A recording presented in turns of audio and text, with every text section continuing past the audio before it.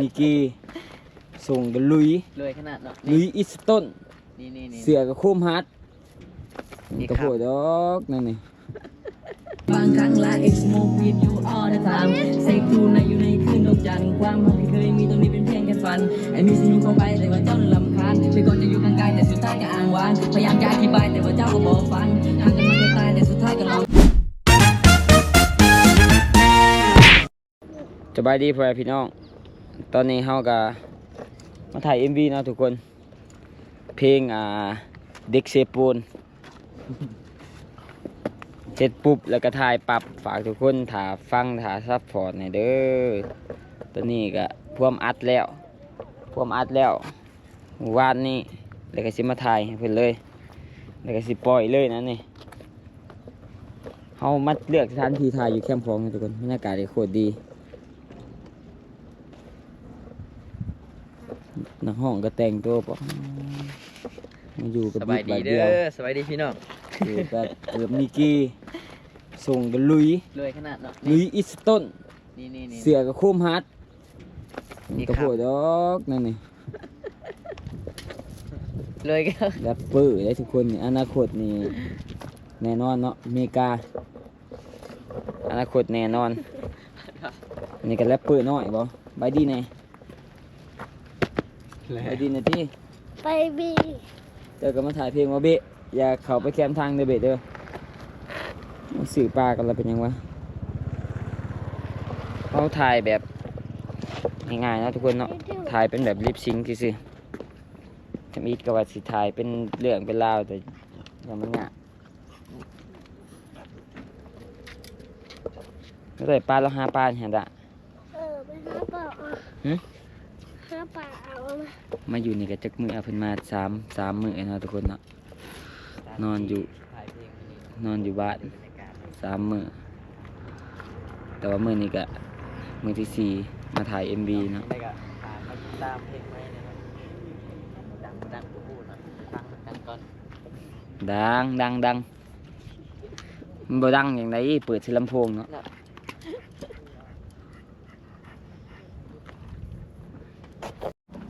น่ะ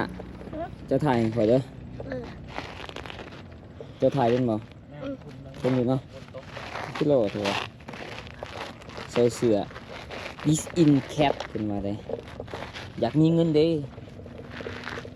เอาไปสัมผัสแล้วนั่นหนาวพี่ดิใจน้อยห้องเพลงจริงสวัสดีแรปเปอร์คนน้อยเนาะมาห้องเพลง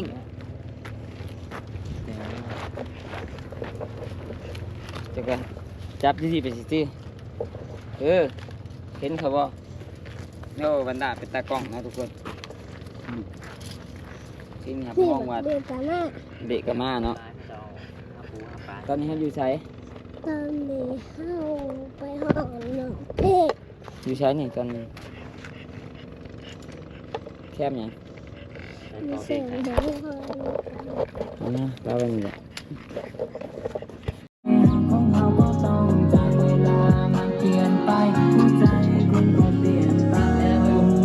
ใจว่าโตคงความบดีทุกอย่างทีเดียวหลังจะเอาไว้นั่งเฝ้าห้องให้พยายามจะเอาเงินคืนกลับมา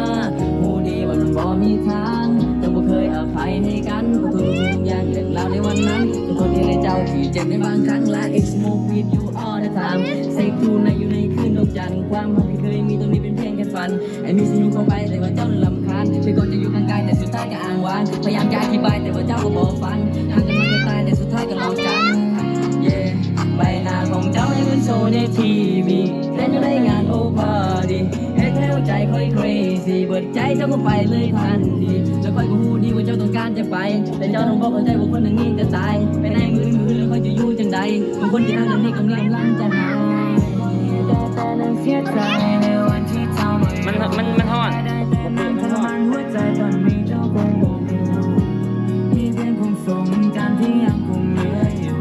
แต่นั้นเจ็บปวดและเสียใจที่หักของเราต้องหยุดโลกบ่คิดบ่ฝันว่าหักของเราต้องได้มาอยู่จุดนี้ตอนนี้ก็ถ่ายแล้วเรียบร้อยเนาะทุกคนเนาะฝากทุกคนซัพพอร์ตหน่อยเด้อนักห้องบ้านหน้าเนาะมาจากตีนผู้เลยมา นี่แหละเฮาก็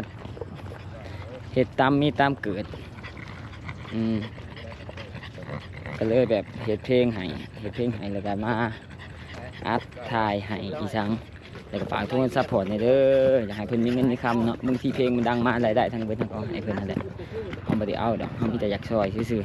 ๆแต่ขอบใจอ้ายทุกคนเนาะที่ซัพพอร์ตที่ช่วยเหลือกันตลอดเอามีแต่เกมตัดแล้วก็ปล่อยนะบัดนี้เอาตู้วางยังไงก็ได้เดี๋ยวสิถ่ายโปรโมทก่อนตอนนี้ก็ถ่ายเพลงแล้วเนาะทุกคนเนาะกลับมาบ้านแต่ว่าเขาแวะกินข้าวแล้ววังหนึ่งนี่แล้วก็มาเห็ดคงกินอยู่นี่อีกเขาสิมาถามความรู้สึกเนาะเบาหละกับเบาคำมาอยู่นี่เป็นรู้สึกเป็นยังไงหักอยู่ว่าม่วนอยู่ว่า สวัสดีพี่น้องม่วนสุดยอดลายสุดยอดม่วนลาย ปันไดเนาะ สุดยอดแล้ว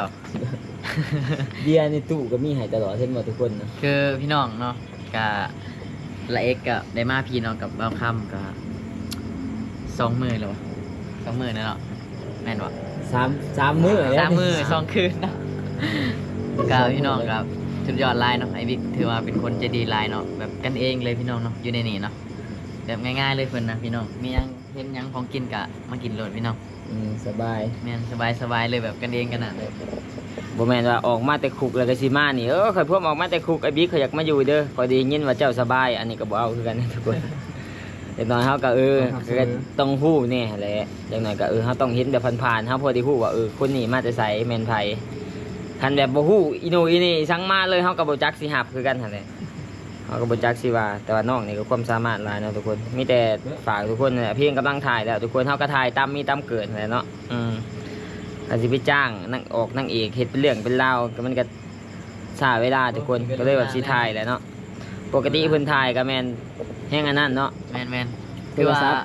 MV มื้อนี้ถือว่าหรูหราที่สุดแล้ว รู้ละ สุดยอด อันนี้พี่จะได้แบบอันนี้ซื่อๆนะใส่กล้องแล้ว มี ก็ไปซื่อๆ สายคอมียังชุดแบบโอ้ยเท่สุดแล้ว อันนี้แต่งตัวถ่ายให้คนติดตามเดียวเพลงดังกะบางทีเนาะอนาคตว่าบ่ได้เนาะบางทีอาจจะเดี๋ยวไปทัวร์คอนเสิร์ตหรือว่าไปอเมริกา อนาคตเป็นนักมวยนะ หรือเป็นนักมวยวะ หรือเป็นนักมวยอนาคตตอนนี้ก็ พี่น้อ เอ้าง เอ้ยเฮ็ดลิ้นมามวยตามสไตล์เพลงดังมาดังกันจักกุลา เมียบ่ว่าว่าซะเมียบ่หามว่าแบบคือบางคนนี่ก็มีหลายที่แบบเจ้าอย่าไปเสียเวลานะกับการเฮ็ดเพลงนะจ๊ะ บ่ค่อยมี เสียเวลาเนี่ยเอาไปหาหับจอกหับจ้างเอาเงินมาเลี้ยงลูกซื้อนมให้ลูกนี่เฮ็ดเพลงเสียเวลาเมียบ่ว่าบ่ เมียก็เข้าใจแล้ว เข้าใจบ่คือบางคนนี่เมียบ่เข้าใจกับมีคือกันนะคือข่อยก็เคยเห็นหลายคนแหละทุกคนเอาเมียไปปุ๊บจากเฮ็ดเพลงเอาเมียไปแล้วก็หยุดเลยหยุดแล้วก็เงียบไปเฮ็ดแนวอื่นไปหาหับจอกหับจ้างอีสังไปก็หลายคนแต่ว่าคันครอบครัวเข้าใจเมียเข้าใจก็โอเคแหละเฮาก็เฮ็ดไป มันต้องมีจักมื้อหนึงที่เป็นมื้อของเฮานะทุกคนเนาะคิดสิว่าปล่อยไปจักปล่อยไปจักห้วยเดือนละเพลงนี่คันเพลงเฮามันม่วนนะมันสิไปเองมันโดยอัตโนมัติบ่เกี่ยวกับหยังดอกคือดูเคยใส่มองตะกี้หั่นแหละทุกคนเฮ็ดไปแบบเฮาก็บ่ได้คาดหวังว่าเพลงคือเพลงทำอีทนอกจากเป็นลูกเคยบ่ได้คิดว่ามันสิไปดังคิดซะว่ามันแสนวิวก็โอเคดีใจแฮงแหละแต่มันเกินความคาดหมายมันสัตว์ขึ้นไปล้านวิว10ล้านวิว100ล้านวิว200ล้านวิวโอ้แบบบ่โซนี่จนแบบสิเป็นบ้าเลยโซพนา เพราะว่าเงินเขาบัญชีหลายเด้จนเลือกสีรถไปได้บ่โซก็ได้อันนี้เฮาก็บ่ฮู้เนาะอนาคตบางทีมันบูมมาเฮ็ดไปจากเดือนละเพลง2เพลงมันมีเพลงไหนที่มันมีเพลงไหนที่มันม่วนมันมีเพลงไหนที่มันม่วนที่มันแบบมันคนฟังเขามักมันสิไปโดยอัตโนมัติเพลงนะบ่เกี่ยวต้องว่าต้องมี MV ที่ดีต้องมิกเสียงที่ดีบ่เกี่ยวเลยนะอีหลีคือตะกี้พวกข่อยก็ยังอัดแบบโทรศัพท์อีสังเอาเป็นแบบนี้คือกันไหนคือเห็นตัวเองทุกคนคือตะกี้เฮ็ดเพลงกันมันสิมีอีสัง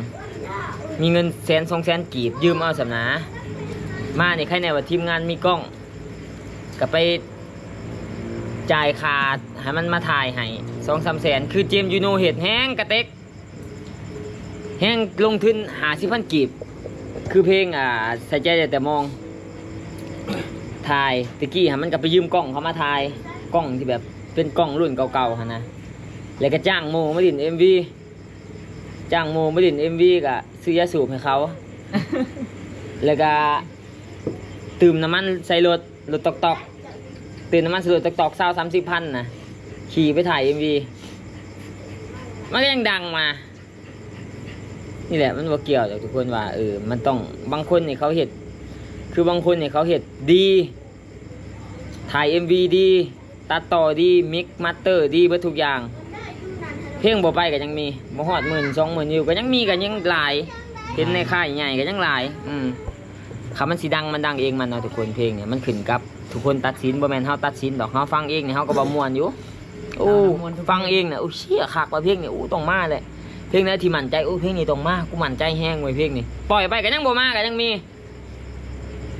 บ่แน่นอนเนาะ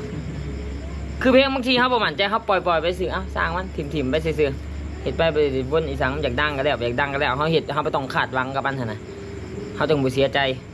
คันเขาคาดหวังว่ามันบ่เป็นตามที่เขาคิดเขาเสียใจคือนักร้องอยู่ลาวนี่ตะกี้นี่เขาแบบแอนตี้บ่ค่อยขนาดใดว่าร้องเพลงภาษาลาวผสมภาษาไทยนะ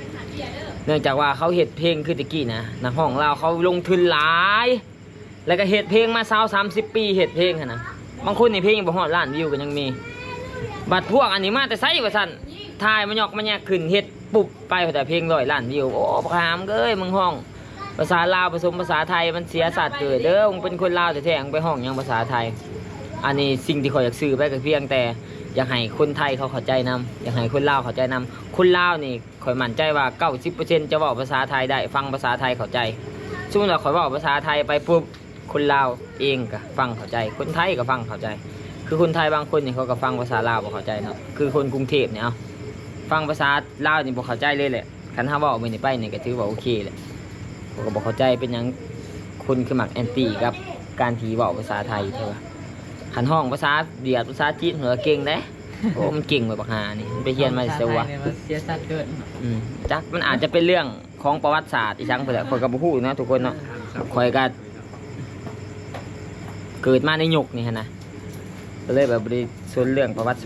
าสตร์มีแต่ฝากทุกคนติดตามให้เด้อทุกคนเพลงที่จะปล่อยนี่แหละไวๆนี่แหละถ่าย MV แล้วแหละนั่งถ่าแต่ตัดต่อกับถ่ายอีกผู้หนึงเพิ่นอยู่ไทยถ่าย MV มาให้ถ่ายมาเฮาก็สิตัดรวมๆแล้วก็เก็บมือปล่อยเลยฝากทุกคนติดตามหน่อยเด้อเดี๋ยวฝากทุกคนดันหน่อยเนาะให้มีอนาคตที่ดีขึ้นชดใสบางทีเพลงมันดังปุ๊บมันก็อาจจะ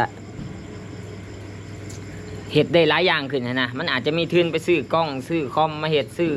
หลายอย่างอันนี้มันก็บ่มีหยังนี่แหละเพลงนี่ก็ฝากทุกคนด้วยซัพพอร์ตบ๊ายบายทุกคนเจอกันคลิปหน้าเด้อบ๊ายบายจ้ารอวะ